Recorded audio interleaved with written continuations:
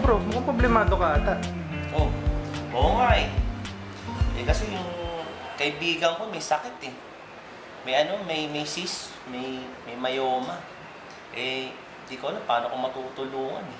Ganun ba pre? Kasi may alam akong produkto, naku sakto. Ito Wow! Ano to?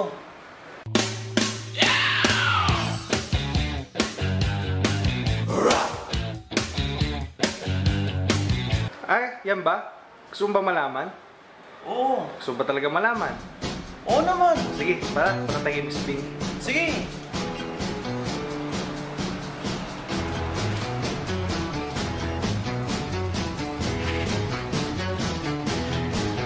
Pretty woman, walking down the street. Pretty woman, the kind I like to meet. Pretty woman.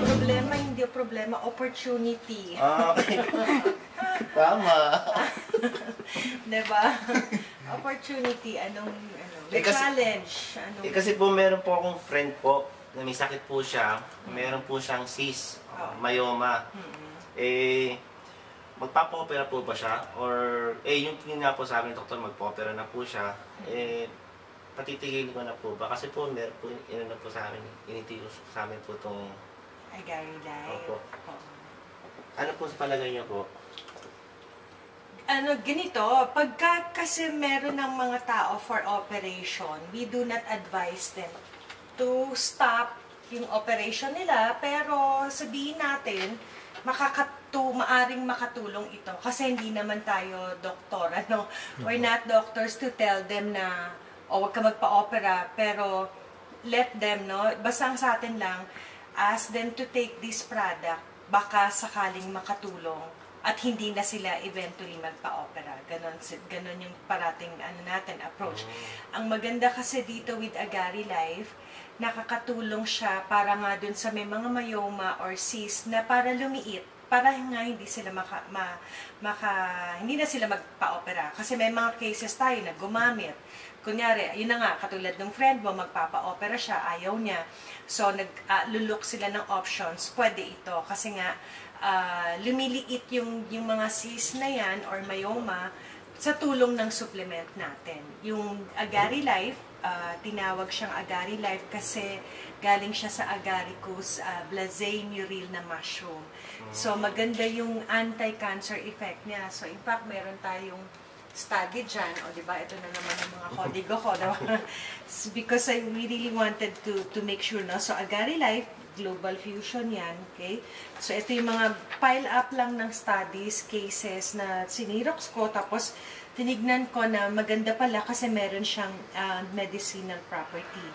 Okay, so, hindi ko alam kung naririnig niyo yung Ganoderma sa market, pero very open yan sa labas na ang anti-cancer effect niya is 77.8%.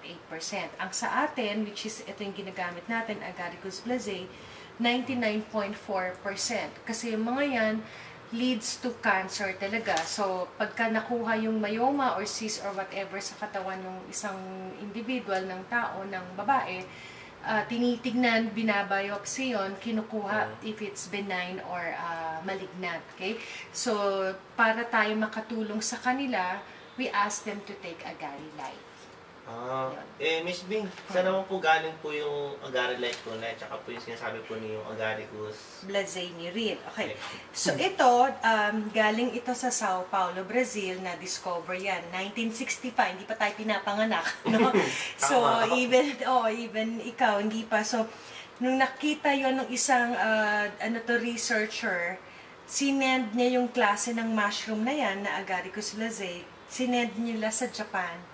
No, so the medical department sa Tokyo University, they made a study na itong certain kind ng mushroom, particularly yung Agaricus blazei muril, na ginagamit natin sa Agari Life, yun yung nakita nila na meron siyang high beta-glucan content na nakikita mismo dun sa mushroom. So hindi naman natin sila kilala, hindi naman tayo pupunta sa palengke para pabili nga ng Agaricus blazei. So it was being put into capsules, nandyan na sila sa mga botelya para mabigay natin sa tao. Mabi-reach out natin sa kanila. Yun siya. So, Miss Bing, lasa lang po. Aside po doon sa sinabi niyo po, ano pa po yung iba pong benefits po ng Agari Life po? madaming benefits yung Agari Life kasi dinagdagan natin siya ng resveratrol. So, anong resveratrol? Ano siya? Ano tawag dito?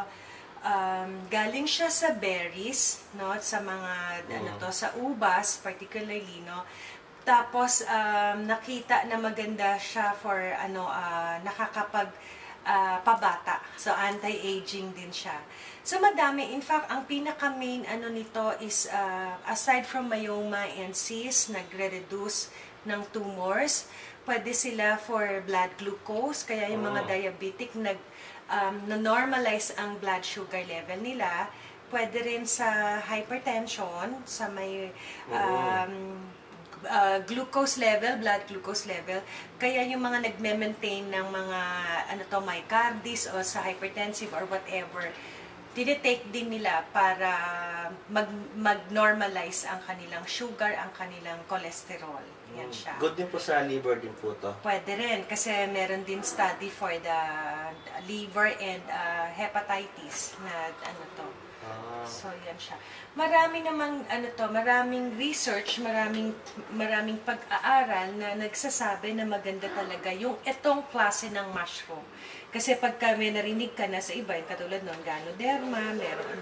Pero this one is very good talaga for blood glucose. Yan nga, aside, yung mga na-mention. Miss Bing, parang familiar nga po sa akin po ito eh.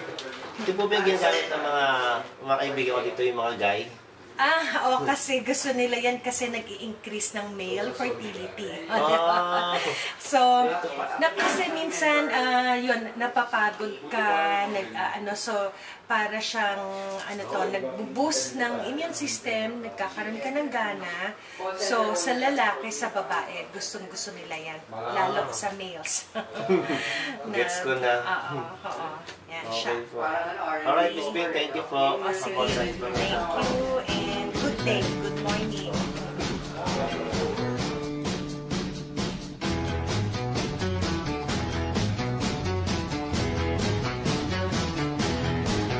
Pretty woman, walking down the street. Pretty woman, the kind I like to meet. Pretty woman.